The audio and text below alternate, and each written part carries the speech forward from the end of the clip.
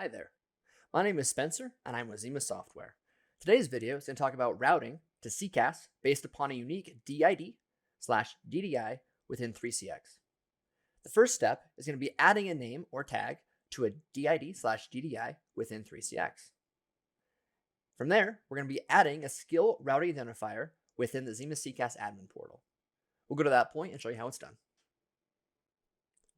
Let's get started. This is a continuation of our last video where we registered a 3CS extension to Xima CCaaS. Extension 1000 was the extension we used. In this case, it is still registered. As you see right here, it's green. Now, what we're going to do here is route based upon a DID. Let's say you have multiple DIDs and you want to route directly to a skill within CCaaS. You can do that. We only have one DID right now on this lab, but in this case, let's go ahead and click here. And you'll notice that there's an inbound role name at the very top. Now, depending upon my skill name or how I want this to route will be what I name it. This is a tag, if you will. Okay, I'll label it as support with the capital S and click OK. Notice that the name pops up right here within 3CX. We can see that right there. The next step is to insert this tag of support into the skill routing identifier field.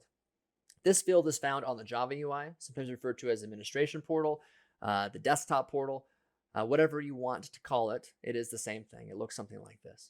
This is accessible via the desktop application download, via the URL tenant that CCaaS connects to, or via Internet Explorer. Either or, you can access this particular interface via that way. Now, the password itself is going to be the same as it is on the HTML5 interface.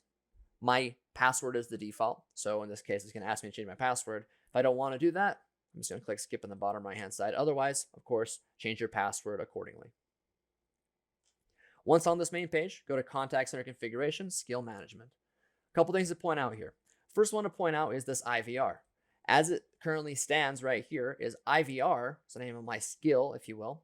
It's going to go to the default skill routing identifier. What that means is any call that goes to this DID will route to this first and then go through the digit actions as I've outlined in the digit actions section. Now, digit actions can go anywhere from an internal extension to an external number to skills, whatever you want to do. Now, in this case, that's the default. That's how you configure it. What we're trying to do and accomplish here is routing directly to a skill based upon that DID or that tag.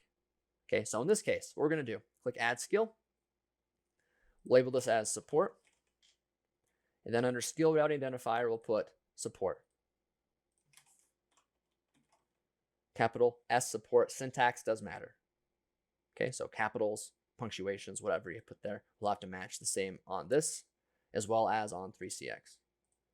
Another video, we'll go through how to set up queue announcements, queue music, ring times, queue callback if you care to have it, all of that stuff. But as of this moment in time, as that DID is called, it will route to the support tag, or rather the support skill, as you see it outlined here. Now, one last final note here.